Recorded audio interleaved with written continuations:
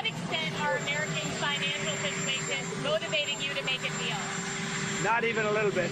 The only thing that matters when I'm talking about Iran, they can't have a nuclear weapon. I don't think about Americans' financial situation. I don't think about anybody. I think about one thing. We cannot let Iran have a nuclear weapon. That's all. That's the only thing that motivates. And see, this is why the comments landed so hard.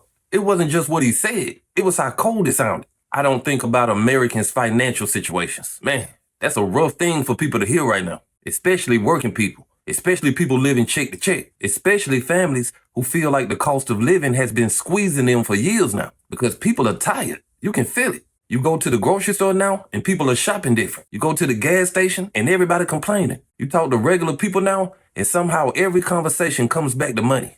Everybody is feeling the pressure. And that's why I think this moment hit so hard online. Not because people expected some magical solution overnight, but because people want to hear some hope from their leaders. That's just human nature.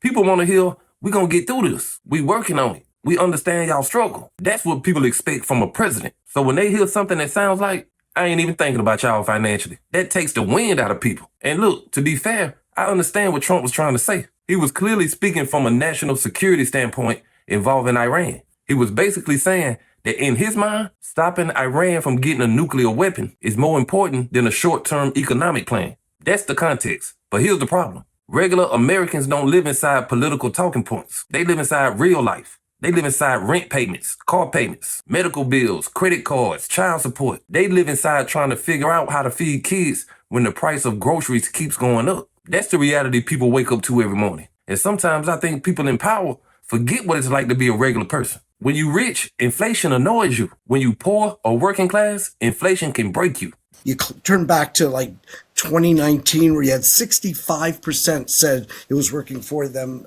Personally, the economy was. Now that number is 37. That's a unbelievable change. It's huge in terms of the fallout, the downturn on that. And the latest economic data probably won't be reassuring. Inflation is up again. The monthly report from the federal government shows total inflation up 3.8% over last year. That's driven largely by fuel, which is up 54% over last year. Look at it. That ain't social media talk. That ain't political talk. That's real life. That's people trying to survive. And the hardest part about this economy right now is not just the prices. It's the feeling that no matter how hard you work, you still gonna fall behind. That's what's breaking people spiritually. Back in the day, people felt like if they worked hard enough, they could eventually catch up. Now a lot of people feel like they running on a treadmill. They moving, but they ain't going nowhere.